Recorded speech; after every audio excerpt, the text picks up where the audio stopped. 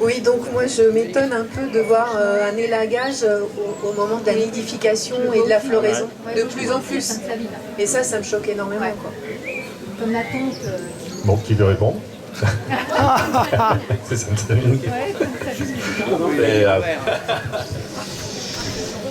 quand on le demande, quand on dit aux ouvriers, je trouve une année, c'est interdit, qu'est-ce qu'on nous dit? Oui, alors après c'est des fois facile de dire.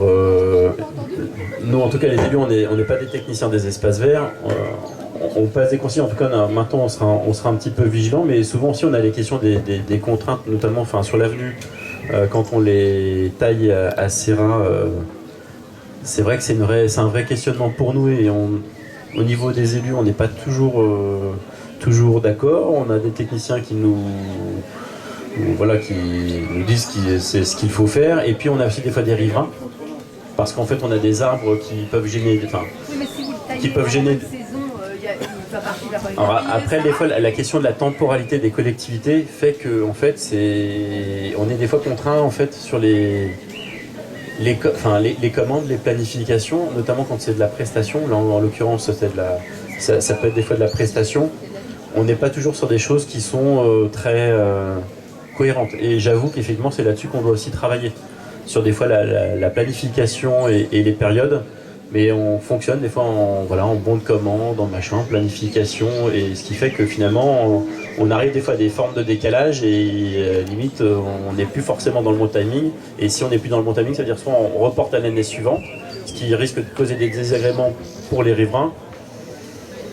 C'est un peu les limites de l'exercice du fonctionnement administratif que l'on peut quelquefois aussi reprocher, même au niveau des élus. une autre question. Oui. Moi, je voulais revenir sur la désimperméabilisation de la voirie, entre autres des trottoirs. Je voulais savoir si l'aménagement de pavés sur un lit de sable, ça constitue justement la désimperméabilisation des sols. Et peut-être même le drainage, je ne sais pas. Ouais, alors ça me fait rebondir effectivement parce que sur De Gaulle, sur le projet qui a circulé sur la feuille, on voit que on choisit manifestement des pavés, effectivement. Est-ce que c'est désimperméabilisé ça? Et puis vous parliez tout à l'heure de Saint-Julien-les-Villas où ils ont fait effectivement c'est des trottoirs, ouais. Alors voilà, est-ce que c'est efficace? Est-ce que alors, pour les trottoirs, moi j'ai pas d'avis. Je pense que Saint-Julien a essayé, on verra ce que ça donne. Je pense que c'est plutôt une bonne idée. D'abord, essayer, c'est toujours une bonne idée. Voilà.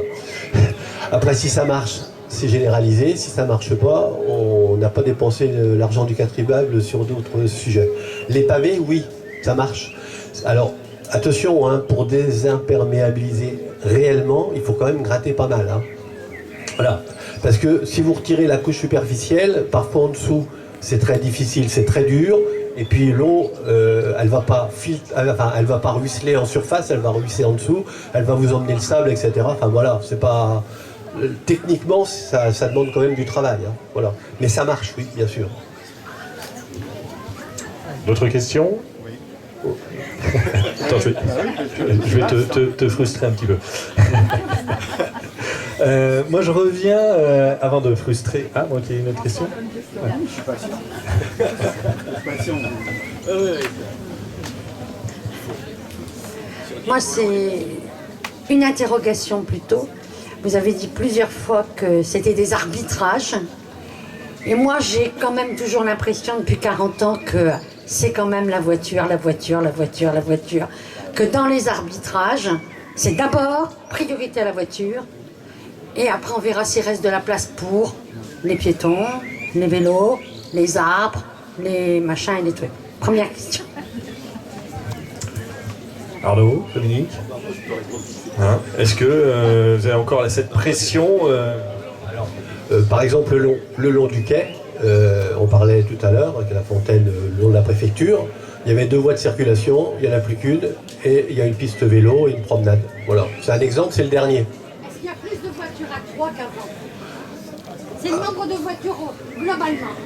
Alors, moi j'ai pas amené mes chiffres parce que c'était pas le sujet, mais on a compté, enfin on parlait tout à l'heure des voiries, TCM, ville, département, L'idée, c'est de revoir un petit peu tout ça. On a une commission qui revoit tout ça pour voir si on garde cette rue-là à TCM ou si on la redonne à la commune, etc. Donc, c'est un sujet qui est évidemment compliqué parce que dans la... Comment on pourrait dire ça? Quand vous retirez une voie, là, à un moment, les gens, ils bloquent au feu rouge, ils prennent un autre chemin. Voilà, bon. Mais on ne peut pas faire ça tout le temps parce qu'à un moment, il faut bien quand même qu'ils passent quelque part. Est-ce qu'il y a plus de voitures? Globalement, oui. Les chiffres nationaux l'attestent. L'idée, c'est quand même que les gens qui traversent Troyes, juste pour traverser, ils prennent la rocade et qu'ils ne traversent plus. Mais ça, non, effectivement, on continue de se dire que la voiture à Troyes n'est certainement pas interdite de séjour. Alors, ça revient sur les injonctions contradictoires dont parlait Arnaud tout à l'heure. Et ça me fait penser à Sainte-Savine. Vous subissez une pression importante, c'est-à-dire que beaucoup de gens veulent s'installer à Sainte-Savine, donc veulent construire, veulent bétonner. Je pense à la piscine, je pense qu'il y avait une opportunité sur l'ancienne piscine peut-être de construire du logement, parce qu'il y a une attractivité de votre commune. Comment vous arbitrez cette pression entre les usages, hein, c'est-à-dire, est-ce que le terrain, peut-être qu'il serait plus profitable de le vendre ou de faire un parking plutôt que de faire un espace vert? Comment vous arbitrez ça? Alors effectivement, en tant que maire, forcément on est content qu'il y ait du monde qui souhaite s'installer.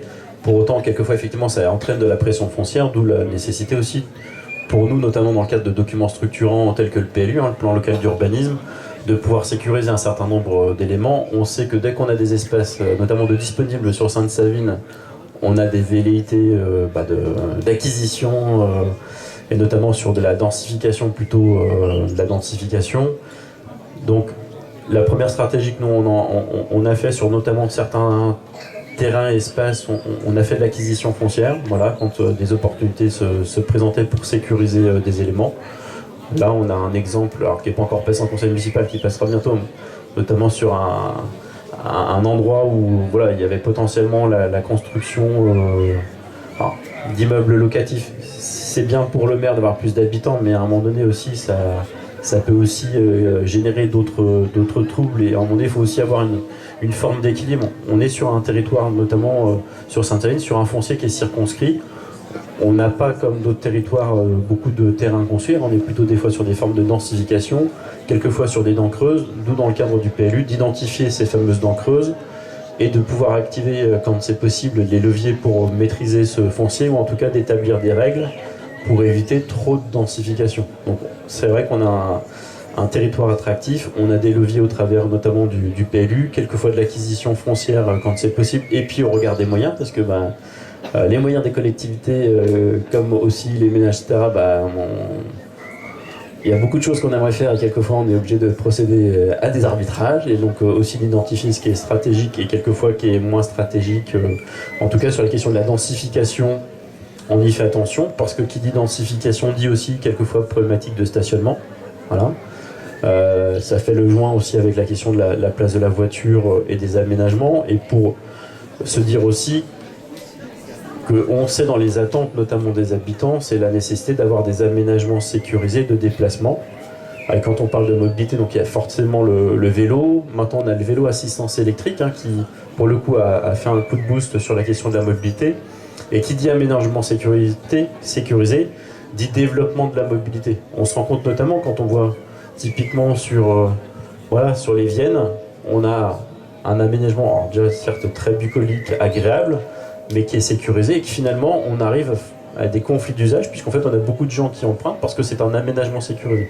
Et donc je suis convaincu, comme un certain nombre, je pense que si Dominique et beaucoup d'autres élus de l'agglomération qui travaillent sur la question de la mobilité. Je souligne aussi l'action d'Olivier Girardin, qui est le vice-président en charge de la mobilité, qui a fait un très gros travail sur le schéma directeur des mobilités actives pour aussi développer cette mobilité et de manière indirecte favoriser la mobilité, donc se dire sur certains arbitrages, dire je prends pas ma voiture parce que finalement c'est peut-être plus simple de prendre mon vélo, de prendre le bus, éventuellement du covoiturage. C'est les infrastructures qui développeront l'usage. Et pour l'instant, effectivement, on n'était pas forcément au rendez-vous parce qu'on avait voilà, enfin, c'est pas une question de critique star, c'est générationnel. Voilà, il y a une prime à la voiture pendant très longtemps. Maintenant, on a d'autres envies, mais ces envies doivent être en corrélation avec les aménagements, parce qu'on se rend compte que quand on a des aménagements qui sont sécurisés, on développe l'usage, et que, enfin, nous on le voit, hein, notamment sur la question de Galigny-Leclerc, on a un axe structurant avec beaucoup de déplacements, notamment les voitures. Il faut quand même encore qu'il y ait des gens, parce qu'en fait on a quand même une agglomération qui englobe aussi des communes rurales, et donc il faut qu'aussi ces personnes-là puissent venir en ville et donc traverser l'avenue. Mais on a aussi des habitants de Sainte-Savine qui souhaitent utiliser leur vélo pour se déplacer, pour aller à la gare, pour aller à Troyes, pour aller sur le parc du Grand Troyes. Donc on a nécessité d'avoir des aménagements notamment cyclables. Et donc c'est des vrais enjeux pour nous de pouvoir à terme travailler sur des éléments sécurisés, parce que on le voit notamment sur Galigny. Moi le premier je constate, c'est aussi les conflits d'usage. C'est quelquefois quand vous êtes maire, vous vous rendez compte qu'il y a des gens qui sont en vélo sur le trottoir, c'est pas bien, mais quand vous voyez un papa avec des enfants qui est sur le trottoir alors parce qu'il a peur d'être sur la voirie, c'est pas bien, il est amendable.